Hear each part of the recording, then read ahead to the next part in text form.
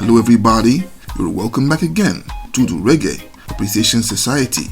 When we go over the success stories of our musical heroes, almost every single time we see three common factors, namely talent, consistency, and of course, good old-fashioned luck. While the lovely subject of today's video had the benefits of immense talent, she most definitely didn't need to hustle that hard to get her foot in the door, and found herself literally in the right place at the right time and got to cross paths with a legend who will set her on the very path to becoming the very queen of Britain's emerging subgenre of reggae.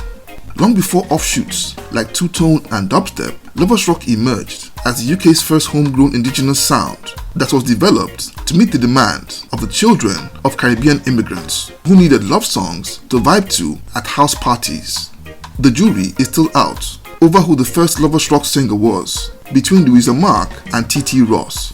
But when it began to get played by selectors at London Sound System dances in 1975, it caught on like wildfire and created a movement of its own that even Jamaican icons like Gregory Isaacs and Dennis Brown would jump on for a piece of the action.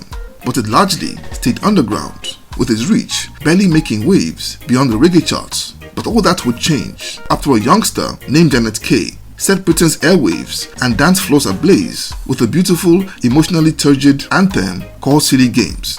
It not only smashed glass ceilings, but also became the definitive cornerstone of lovers rock that took the world by storm and made Janet Kay the face of a new generation, not to mention among the 100 greatest black Britons of all time.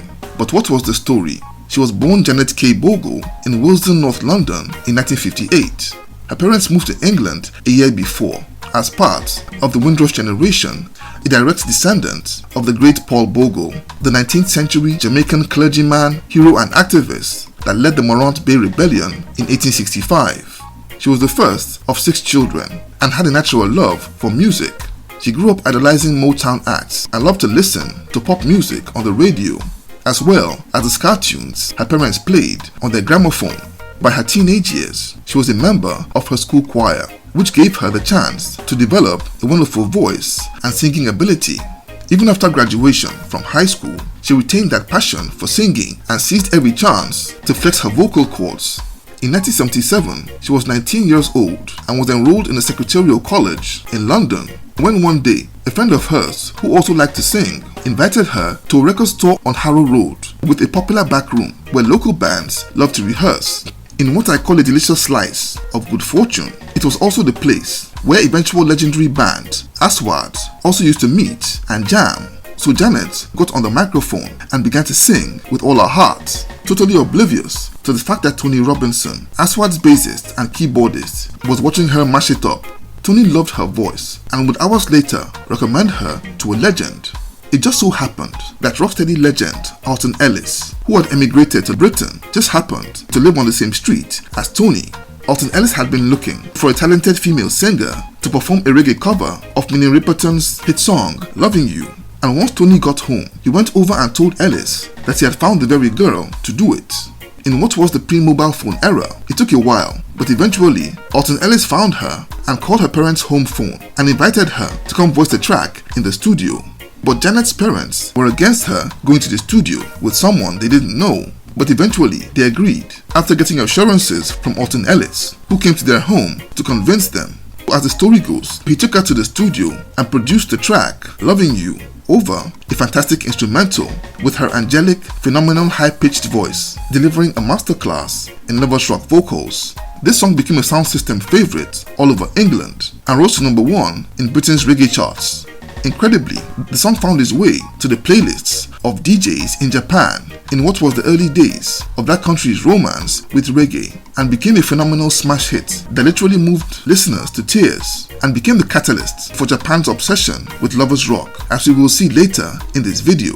After a good start, she followed up with great covers of R&B songs like That's What Friends Are For and I Do Love You, which also made waves in underground lovers rock circles all over the country. But something huge was coming. As her good fortune would have it, super producer, ace instrumentalist, and Matumbi founder Dennis Bovell had been the sound engineer in the studio sessions for That's What Friends Are For, and thought Janet would be perfect for a song he had written. According to Bovell, he had seen an advert on TV where soul singer Ella Fitzgerald had smashed a glass with her voice and wanted to produce a song with similar high notes. The song in question was Silly Games, so Bovell got her to voice it and played all the instruments except the drums. Bovell wanted something special, so he recruited Aswa drummer Johnny Zeb to work his magic on the skins. This charming, unforgettable love song saw Janet's unbelievable high pitch, the perfect foil for Bovell's understated but flawless instrumentals. The song would start out as a roaring success at sound systems, flew up to the peak of the reggae charts, and then blew its way into the UK pop charts in the summer of 1979.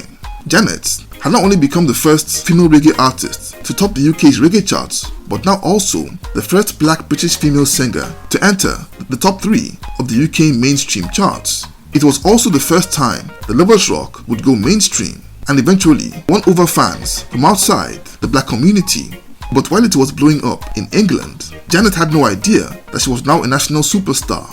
Very soon after Silly Games was released, she took the little money she got and went on her first holiday abroad and was having a nice time when a call came in that Silly Games was a smash.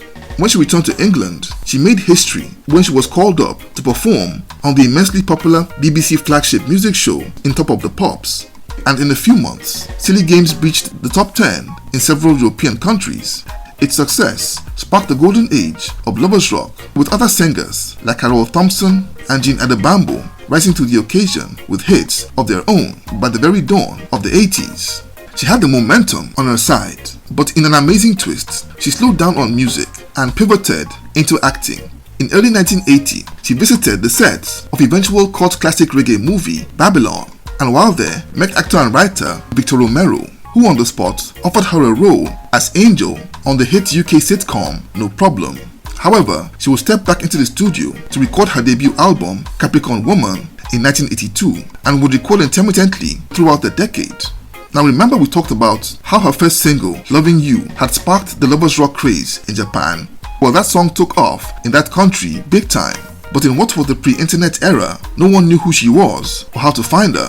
But in 1990, she was booked for a series of shows in Japan, and when the audience found out that she was the one who had sang the song Loving You, it sparked a frenzy that saw her soon get signed to Sony Music Japan and do a remake of that song for that market. So while dancehall was by then sweeping the world, with lots of reggae veterans relegated to second place, Janet was a megastar over in Japan and toured extensively in that country from 1990 up until 2009.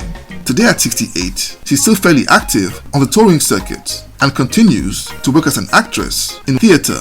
She wasn't only voted as one of Britain's top 100 black British people, but has bagged about every Lifetime Achievement Award possible.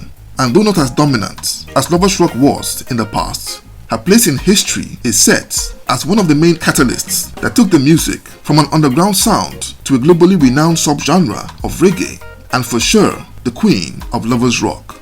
So there you have it. Thank you for watching this video today. Please leave a like, subscribe, and until next time, Jah bless.